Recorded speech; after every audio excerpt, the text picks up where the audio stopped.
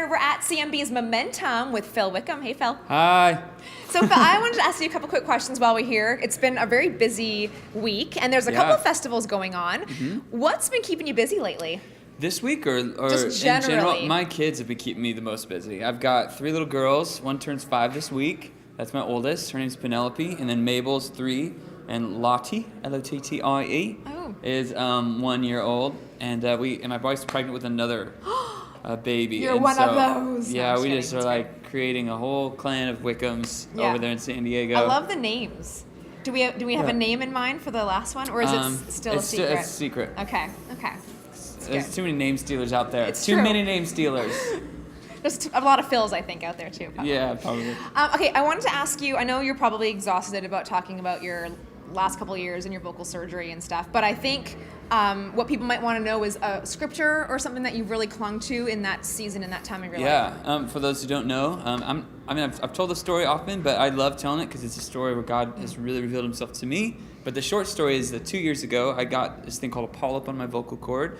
It inhibited me from really singing hardly at all. And so I had to get surgery on it, had to be totally silent for almost 2 months for the healing to happen.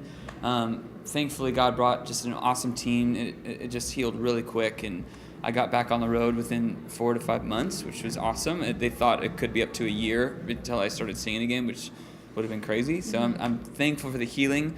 But it was like a 4 or 5 month time of just unknowns, like not knowing if I'd get my voice back to be able to sing professionally anymore, and just frustrated having to be quiet, all that stuff. Anyways, in that all, God spoke into my life in such a massive way about me being his child, and he's my father, and this is for all of us. Like if we have accepted Jesus into our hearts, like we're called the family of God, and what that really means started sinking into my heart in a new way of like God the Father, the creator of the universe, would not just call me into his like kingdom, just to say like you're my servants, or you're not just his army, like you're my soldier. It's like you are my son. Like Thanksgiving dinner, Christmas morning, family, you know?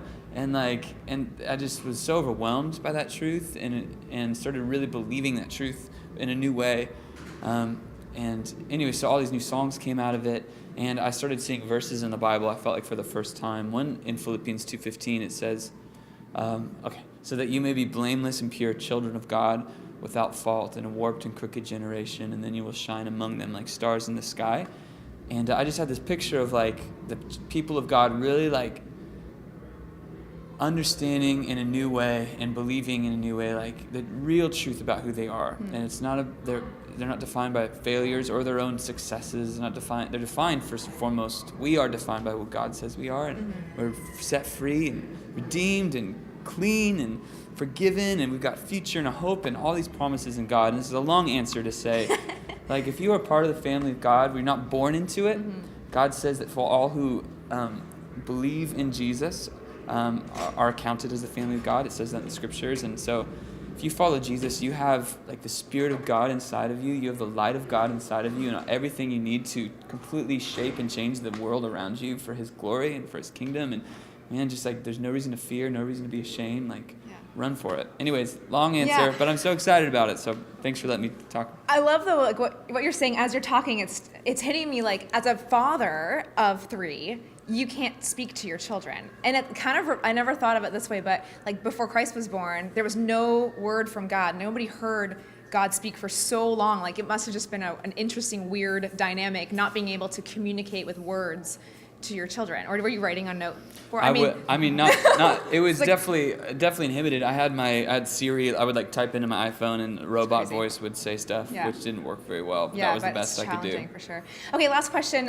Your song "This Is Amazing Grace" is a CCLI #1 song sung in churches across North America. I know our church does it, and you don't write music typically for congregational worship settings. At least that's what I've noticed in the past. Like your songs, I can just sit and listen, but I never really would have thought of them as that context. But this song has just super struck chords in churches. Why do you think that is?